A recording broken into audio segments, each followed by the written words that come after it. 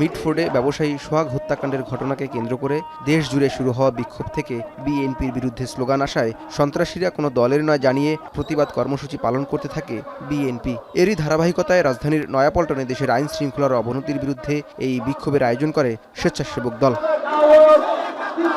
শেষ বিকেলে বৃষ্টি ভেজা হয়ে ঢাকার বিভিন্ন প্রান্ত থেকে মিছিল আর স্লোগানে নয়াপল্টনের কেন্দ্রীয় কার্যালয়ে জড়ো হতে থাকে স্বেচ্ছাসেবক দলের কর্মী সমর্থকরা। নেতাদের বক্তব্যে উঠে আসে বিএনপির বিরুদ্ধে ষড়যন্ত্রের কথা। দীর্ঘদিনের জোটসঙ্গী জামায়াত, ছাত্রদের নতুন দল এনসিপি ও ইসলামী আন্দোলন বাংলাদেশ তাদের বিরুদ্ধে ষড়যন্ত্র করছে বলে অভিযোগ করেন নেতারা।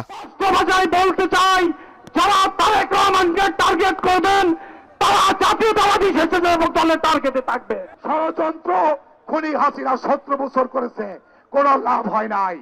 আমরা আমাদের জায়গায় রয়েছে। এ সময় বিএনপির শীর্ষ নেতাদের বিরুদ্ধে ষড়যন্ত্র করে দেশকে অস্থিতিশীল করার প্রচেষ্টা রুখে দেওয়ার হুঁশিয়ারি দেয় কেন্দ্রীয় নেতারা। স্বার্থান্বেষী মহল যারা ভেস্টেড টিকিট বিক্রি করে থাকেন, তারা বাংলাদেশের রাজনীতিকে অস্থিতিশীল করার জন্য এবং তার সাথে আরেকটা স্বীকৃত ভারতের দালাল, আপনারা সবাই তাকে চেনেন, সেই দালালরা ঐক্যবদ্ধ হয়েছে।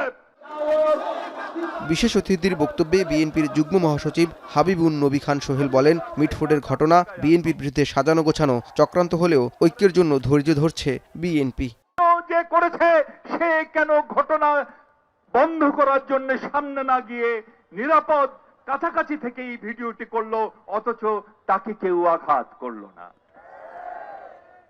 এবং যতই ভিতরে যাচ্ছি ততই স্পষ্ট হয়ে যাচ্ছে এটি নিছক একটি দুর্ঘটনা নয়, এটিকে বিএনপির বিরুদ্ধে একটি সাজানো গোছানো চক্রান্ত ছাড়ার কিছুই নয়। রাজধানী ঢাকা ছাড়াও অন্যান্য জেলাগুলোতেও বিএনপি ও তারেক রহমানের বিরুদ্ধে অপপ্রচার, আইন শৃঙ্খলার অবনতি ও দেশে অস্থিতিশীলতা সৃষ্টি করার অভিযোগে বিক্ষোভ মিছিল করে বিএনপির সহযোগী অঙ্গ সংগঠনটি। জাওয়াদ মাহমুদ, এখন, ঢাকা। শাইনি চুলে এখন হবে সব হেয়ারস্টাইল। সিল্কোর দ্বিগুণ শাইনি চুল প্রতিদিন।